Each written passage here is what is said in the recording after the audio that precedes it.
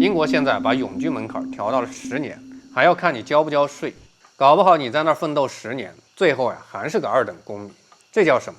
孙子兵法云：知己知彼，百战不殆。有些人出国前连自己是谁、对手是谁都没搞清楚，就一股脑把赌注全压在滤镜上。你不输谁输呢？最近有个词儿特别火，叫英国滤镜。很多人当年变卖家产，带着全家奔赴日不落帝国，仿佛只要跨过那道海峡，自己就是中产预备役，人生就要开启hard模式的自由篇章。结果呢，朋友圈停更5年，花园洋房变成了出租屋的地下室。本期视频咱们跟着一位移英港姐的视角，去看懂普通人最关心的生存真相。如果你的朋友圈里还有人在吹英国的空气甜，那这期视频你一定要转发给他，让他清醒清醒，别急着喷我。看懂这背后的逻辑，你会发现，不是英国变了，而是这个世界根本就没给盲目反骨留后路。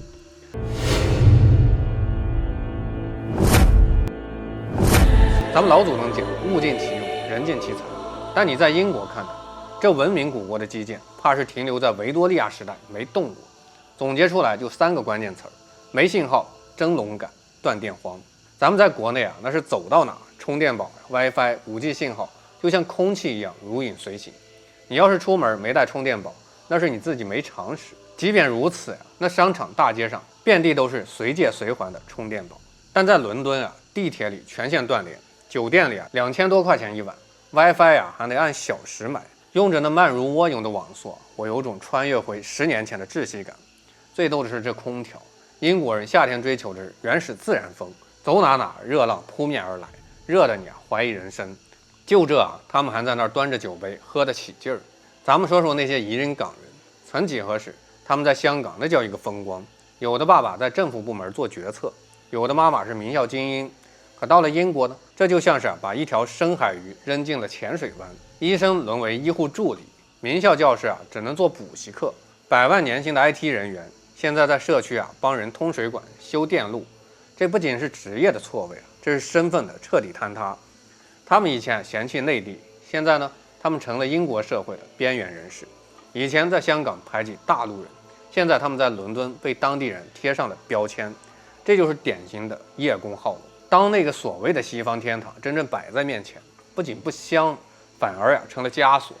英国现在把永居门槛调到了10年，还要看你交不交税。搞不好你在那儿奋斗10年，最后还是个2等公民。这叫什么？孙子兵法云：知己知彼，百战不殆。有些人出国前连自己是谁、对手是谁都没搞清楚，就一股脑把赌注全压在滤镜上。你不输谁输呢？我说的全是真话。仰慕西方文化、移民西方的人，你们的这些身份已经不香了。举几个例子，我们在香港有一个朋友，全家反国家，卖掉香港的房子，移民加拿大了。原本他爸爸在香港政府部门做的，但是在加拿大现在坐吃山空，完全找不到工作。我老公也有朋友移民澳洲在香港也是挺高层的，但是在那边做家政我女儿也有好朋友她妈妈参加我女儿学校的活动的时候，跟大家一起去吃饭，她要吃黄店，不肯吃蓝店。然后国安法以后，他们家留下老人，全家移民英国去了。刚开始的时候天天晒他们这种花园小洋房，晒咖啡，现在不晒了，因为在英国5年没有工作了。那你说能过得好吗？调查显示2019年那件事情，因为国安法移民英国的有18万人当中，75%已经后悔了，25%要回去了，还有一部分人emo了，就是想自嘎。因为医生在这里只能做医护助理，老师来这里只能做补习，100万年薪的 IT 人员在这里做水电，所谓的精英在这里不被承认。可想而知，那些跟风为反而反的那些普通人是不是更加苦不堪言？现在英国修改了移民法了，原本5年可以拿永居，可以享受这边福利的，现在要改10年，还要考英文，还要看你有没有交税，有没有做贡献。这些人以前在香港排挤大陆人，现在他们自己在英国成为了被排挤的一群。原本我来伦敦嘛，我想看看能不能遇到那些港独示威游行的不见踪影了，因为要忙于生计哪有闲情和香港一样天天上街吵，对着警察也文也武不可能这样做了。另一个原因也是因为伦敦太贵了，他们大部分都散落在边陲小镇，就是我们那些乡下地方。现在知道在异国他乡谋生不容易吧，还要忍气吞声吧。你不是靠本事在外国落地生根的，你光有一身反骨你在这里是无法生存的。所以这个加拿大的国人，你在外国的 IP 没有光环了，在外国人眼中你可能是二等公民在中国人眼里是什么？我不说，评论区肯定有人说你。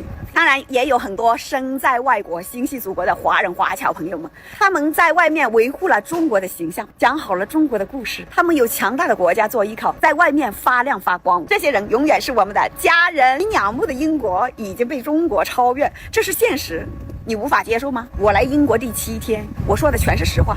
这里的月亮没有特别的圆，我经常香港、大陆两地走的，我也去过很多国家的，我就觉得大陆越来越好，环境、交通、治安、自由，方方面面都很好。吃的花样百出，住的宽敞明亮，行的自由自在。英国跟我们没得比了。我对现在的英国没有什么敌意，我只是说事实而已。你反应为什么那么大？还有一部分 IP 在英国的朋友，他们得罪了好多这种人，生气的不得了，要赶我回去。英国是你家开的吗？你我都是中国人，自己的国家超过了曾经的日不落帝国了，站到世界之巅了，难道不应该是引以为荣吗？你为什么不开心，还要赶我离开？你在英国住了2年啊，就变种了吗？真是想不通。伊朗遭遇强敌的时候，散落在全世界各国的伊朗人纷纷回国，他们有的已经拿到外国的绿卡了，但是仍然心系母国，愿意与母国共命运。给阿玛的情书全国上任，看到各个国家的同胞们和我们一样哭成泪人，这种无论走到哪里都和母国心连心的这种感情，就是让人感动。刚刚吃早餐的时候，看到英国赢球了，英国举国上下那种激动，那种兴奋，我和我老公做旁观者看电视也是热泪盈眶的。来看看他们的普通居民房也立了英国的国旗，还有其他国家那些球员把那个拳头放在胸前唱国歌的时候，我也跟着他们激动。所有热爱自己国家的人都值得我们尊重，是不是？是啊，因为他们有灵魂。希望所有在外国的国人，你们也有这种家国情怀，哪怕和我们相隔千里，仍然和我们心连心。你们不是漂泊的浮萍。我原本发视频的初心，说我们国家比英国好，也只是想让那些没有出来过西方的国人们看到真相，打破滤镜，唤醒他们的自信。我没有什么坏心，想不到得罪了你们这一些人。你们的评论暴露了你们的内心哦，希望你们有所反省吧。拜拜。我的街头，你们在国内很多理所当然的事物啊，你已经拥有了，但是你不会觉得那是幸福。我来英国了，就能体会。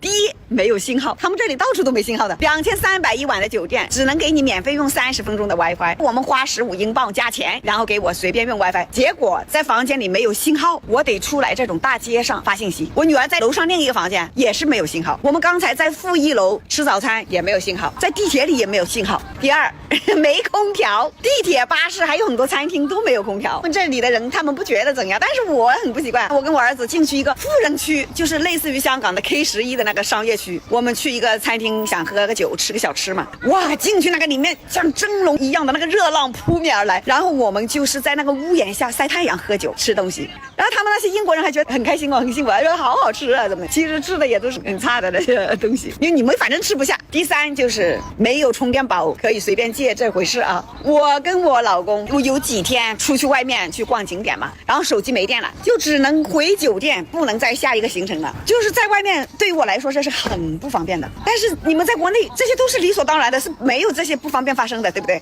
出国了才能感受到自己国家的好啊。你们看我现在随时记得带充电宝了，就是掉在手机上面拍视频了，每天都要带2个出去才够啊，不然又要回来。那这是在蜡像馆隔壁的，那是这样，这不是我故意找茬的，是随便碰到的。我老公要买支可乐，在地铁站，价钱是29块钱人民币。看，英国的狗狗可以搭地铁哦。现在讲的那个火车差不多，对吧？哎呀，刚才我这样拍，然后有个人撞我一下，哎呀，我感觉他是想抢我的手机，然后我赶紧把手机收起。就是地铁站啊，完全没信号，也没有空调，有风扇。家人们，这又闷又热，像那个蒸笼一样的，完全没有空调，没有风，我的天哪，你们就幸福吧，你们。好啦，来做个总结吧。英国确实有它远古的文明，有值得我们学习敬佩的地方，比如他们为世界文明做出了贡献，为科学进步做出了贡献，也为打赢第2次世界大战做出了贡献。但是现在的英国也确实存在很多的缺点，比如他们比较落后，很多设备都比较老旧，这是你们移居到英国的国人们需要面对的一个现实。你们的母国超越了你们的居住国，你应该以此为荣，然后也要面对现实，不要来喷我。我希望大家也认清一个事情，我在英国这么文明的国家，也看到了很多曾经别人标签过我们国家的那些事情，比如英国人也会当街抽烟，也会乱扔垃圾，也会席地而坐，也会躺在公园，也会在地铁上靠到那个扶手上不给人家抓，就是很多曾经标签我们国人不文明的地方，在英国也有。其实每个国家都有这种情况。我们不是说哦，他们也差，我们也差，不是，我们要有进步，我们以后要改善我们的行为。我们现在新一代的年轻人素质越来越高了，所以我们中国人要加油啊！以后你们到外国旅游的话，要做一个文明的中国人，我们自己亲手撕下自己的标签，让我们大家一起努力来维护我们更加好的一个国家形象，加油！所以啊，如果你现在已经在海外或者准备去海外，大赵呀给你提几个建议：撕下滤镜，接受现实。出国可以，但别带着反骨去生活，那只会让你在异乡寸步难行。要有本事，又有实实在在技能，别指望靠政治站位换面包。保持连接，拥抱变化，别切断与国内的联系，那是你的根儿。你看那些在海外发光发热的华人，哪一个不是靠着强大的母国作为后盾？